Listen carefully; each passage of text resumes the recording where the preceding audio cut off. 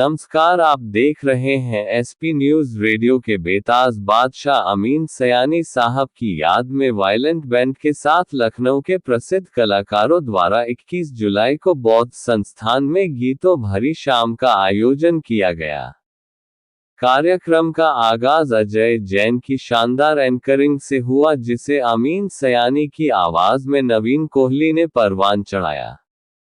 बिना का गीतमाला की तर्ज पर आयोजित इस कार्यक्रम में बॉलीवुड गायिका शिल्पा मलांडकर, स्टेज कलाकार व स्मल सेंसेशन रश्मि त्रिपाठी, स्थानीय प्रतिष्ठित गायक आलोक दीक्षित, अंकित अवस्थी, रितेश श्रीवास्तव, आशीष माथुर और अर्चना दीक्षित ने बॉलीवुड गानों की बेहतरीन प्रस्तुति दी, जिसे दर्शकों की भरपूर प्रशंसा और तालियां मिली। वायलेंट बैंड ने उत्कृष्ट संगीत के साथ पूरे कार्यक्रम में जान डाल दी। आयोजकों ने ऐसे ही मनोरंजक कार्यक्रम विभिन्न शहरों में भी आयोजित किए जाने की जानकारी दी। मैं डॉक्टर आलोक दीक्षित, मैं लखनऊ में ही हूँ और हम लोग म्यूज़िक से एक दूसरे से जुड़े हुए हैं। हम लोगों ने इस तरह का ग्रुप परफॉर्मेंस पहले भी कर चुके हैं, लेकिन इस स्केल का पहली बार किया था। इस साल बिना का गीतमाला के जो सूत्रधार हुआ करते थे अमीन सयानी साहब, उनका इंतकाल हो गया इस साल में, तो उनको याद करने के लिए हम लोगों ने वो प्रोग्राम किया और सन 70 और सन 60 के जो गीत थे उनको रिप्रोड्यूस करने की कोशिश करी और हमारी ऑडियंस भी वही इसी उम्मीद से आई थी कि हम लोग बिना का गीतमाला के हिट गाने सुनाएंगे, जो शायद उन लोगों को अच्छा लगा।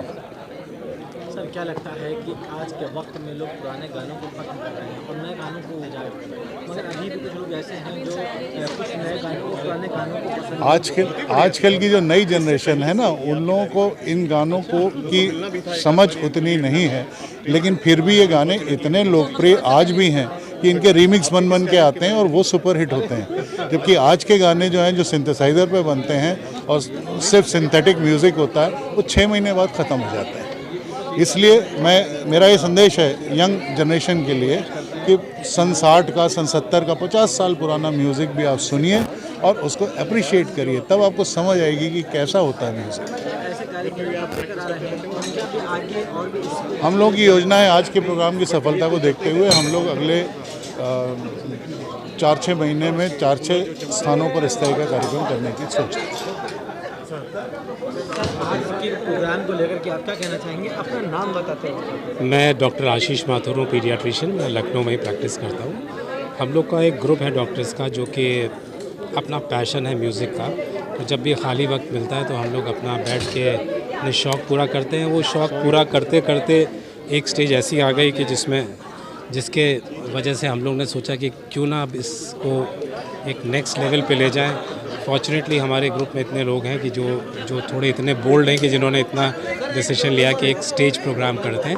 वो हिचक ख़त्म हो गई। कुछ हम लोगों ने पहले किए प्रोग्राम, इस बार थोड़ा बड़े स्केल पे किया और आगे जब मौका लगेगा ऐसे ही करते रहेंगे। This is all our passion, nothing else. But जिस तरीके से देखा जाता है कि जो पुराने गाने हैं, पुराने गानों के अंदर जो सुर और ताल होती है, सर एक बहुत इम्पोर्टेंट बात ये है कि जैसे कि पुराने ही जैसे हीरो के जिसका आप गाना गा रहे हैं उसी की आवाज़ निकालना और वैसे ही सुर और ताल को मिलाना, सर कितनी हिमाकत की बात है सर, और कितनी इसमें मेहनत करना पड़ती है सर, उसके बारे में क्या कहेंगे? ये सब आपने जैसे कहा हिमाकत ही है, क्योंकि उनको तो कॉपी करना इज़ इम्पॉसिबल और जितना कोशिश करते हैं कि जितना के उनके क्लोज होके उसका मिमिक कर सकें वो। तो ये हर सिंगर का एक अपना जॉनर था, अपना तरीका था उस ज़माने में, और उस ज़माने का music was very different. It is still आज की तारीख में भी आप पुराना गाना किसी को भी सुनाइए, उसको अभी भी उसके लिरिक्स भी याद होंगे, सुर भी याद होंगे। नए गाने बहुत अच्छे बन रहे हैं, लेकिन वॉल्यूम बहुत ज़्यादा है, तो आधे गाने 8-10 साल में सब भूल जाते हैं। तो ये गानों का ज़रा सा डाकी प्रैक्टिस करते हुए कैसे प्रैक्टिस कर पाते गाने की? बस ऐसी शौक़ है, जब खाली बैठते हैं तो अपना मिल जाते हैं, बैठ के म्यूज़िक के साथ गाते हैं। हम लोग का ग्रुप है जो मंथली मिलता रहता है, एक दफ़े ऐसी प्रैक्टिस करते रहते हैं।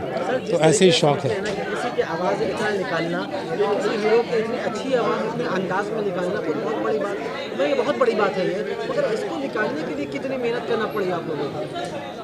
मेहनत तो ये है कि सुनते रहते हैं पुराने गाने, और वो इतना ओरिजिनल सॉन्ग्स इतने बेहतरीन गाए हुए हैं कि अगर आपको थोड़ा भी शौक़ है तो आप कोशिश करके वो गा सकते हैं। हर आदमी का अपना अपना तरीका होता है गाने का। हम लोग बस ऐसे ही शौक़ में गाते गाते बस गले को रियाज़ करते रहते हैं, और बाकी तो आपने देखा ही है जैसे है। Thank you sir. सर आप क्या कहना चाहेंगे नवीन भैया, आज का जो कार्यक्रम था बहुत खूबसूरती और बहुत काफ़ी लोगों के बीच में आपने सारे कार्यक्रम को संबोधित किया, और उसके बाद सर जिस तरीके से यहाँ पे आपने कलाकारों को बुलाया वो भी कहीं हद तक की काफ़ी हद तक की लाजवाब रहे, और काफ़ी लोगों ने, मुझे लगा कि लोगों को पसंद भी आया। मगर क्या लगा जिस तरीके से आप एक स्टेज पे आए और आकर के आप कुछ आधा ही अलग कर दी, और कुछ बीच बीच में आपने माननीय प्रधानमंत्री जी के डायलॉग भी बोल दिए, तो सर इसको किसके लिए क्या कहेंगे? भाई देखिए, जैसे कि आप सब लोग जानते ही हैं कि बिना का गीतमाला के जो लीजेंड स्टार थे अमीन सयानी साहब, उनका कुछ महीने पहले इंतकाल हो गया। तो वो जो आवाज़ हम लोग सदियों में सुनते आ रहे थे, सालों से सुनते आ रहे थे और कानों में रची बसी थी हम सबके, वो जब आवाज़ खामोश हो गई तो बस ये कह लीजिए कि कुदरत है ऊपर वाले की, वो थोड़ी सी आवाज़ मुझ में आ गई, और मैं अमीन सयानी साहब को थोड़ा बहुत ज़िंदा यहाँ प्रोग्राम में कर पाया। बस यही मेरा जो है आपसे तारुख है मेरा, और यही मेरी तारीफ़ है।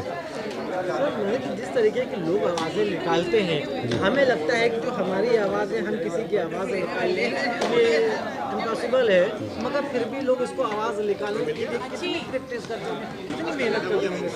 देखिए, किसी की मिमिक्री करना या आवाज़ को इमिटेट करना एक अलग ढंग की विधा है, लेकिन अमीन सयानी साहब को आप मिमिक नहीं कर सकते, क्योंकि जो उनका अंदाज़ था, जो उनका बोलने का अंदाज़ था, कार्यक्रम को प्रस्तुत करने का अंदाज़ था, उसमें मिमिक्री नहीं होती थी, बल्कि उनका थोड़ा सा मज़ाहिया भी अंदाज़ था। लेकिन वो अंदाज़ आप कह लीजिए कि भाई वो नेचुरल ही है, वो थोड़ा सा वो अंदाज ला के बताइए जी। तो दर्शकों को भी अच्छा लगे। हाँ, तो भाई देखिए, अमीन सयानी साहब जिस अंदाज में बोला करते थे, मैंने थोड़ा सा वही अंदाज़ पकड़ने की कोशिश की है बहनों और भाइयों, और मैं यही प्रयास करता हूँ कि भाई जो अमीन सयानी साहब की शब्दावली थी, जो उनके अंदाज थे, वो उन्हीं के तरीके से मैं आपके सामने रख सकूँ। आज के कार्यक्रम को लेकर के सर, और अपने कलाकारों को लेकर, और जितने भी ऑडियंस आई हुई थी सर, उनको लेकर के क्या कहना चाहेंगे? देखिए, ये सारा कार्यक्रम यहाँ के स्थानीय कलाकारों का है, और बहुत मज़े की बात ये है कि ये सब कलाकार पेशेवर नहीं है, ये सब शौकिया कलाकार हैं, और अपने प्रोफेशन के साथ साथ गाने का शौक़ पूरा करते हैं, और बस इनके साथ में मिल के यहाँ एक ऐसा प्रोग्राम हम लोगों ने प्रेजेंट कर दिया, जो मुझे लगता है कि आपको पसंद ज़रूर आया होगा। पसंद बहुत आया, लोग यहाँ बहुत जाने का नाम भी नहीं ले रहे। ये इनकी ज़र्रा नवाजी है, वरना हम लोग किस काबिल हैं। मैम आपका नाम बताइएगा। रश्मि त्रिपाठी। रश्मि त्रिपाठी जी, ये सबसे पहले बताइए, जिस तरीके से आपने स्टेज पे आकर के गाना गाया, ये आवाज़, ये हालत, ये अंदाज़े बयां कहाँ से लाई, और जिस तरीके से गाने गाया इसके लिए कितनी मेहनत करी? देखिए, मेहनत का तो जितनी करो उतनी कम है, और रही बात ये अंदाज़ और ये सब कहा है, तो ये ब्लेस्ड मैं समझती हूँ, गॉड गिफ्टेड है। मैं बचपन से गा रही हूँ, बहुत कम उम्र से बिना सीखे ही मैंने गाना शुरू कर दिया था, तो मुझे लगता है गॉड गिफ्टेड है। बिना सरस्वती माता की कृपा के बिना कोई भी गाना अच्छा नहीं हो सकता, तो बस आशीर्वाद।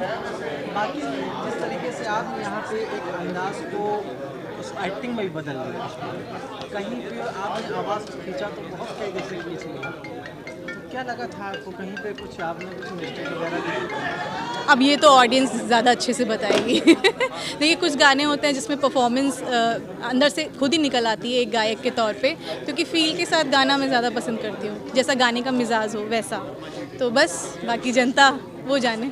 अभी तक कितने कार्यक्रम आपने किए? मैं शायद 3-4 साल की उम्र से स्टेज प्रोग्राम कर रही हूँ, तो अब तो गिनती नहीं है। आगे चल के क्या करने का इरादा है? आगे तो भैया बहुत, अभी तो मतलब कोई गिनती नहीं है, कोई प्लान नहीं है, जो मिलता रहेगा, जो अच्छे प्रोग्राम रहेंगे करते रहेंगे। Thank you.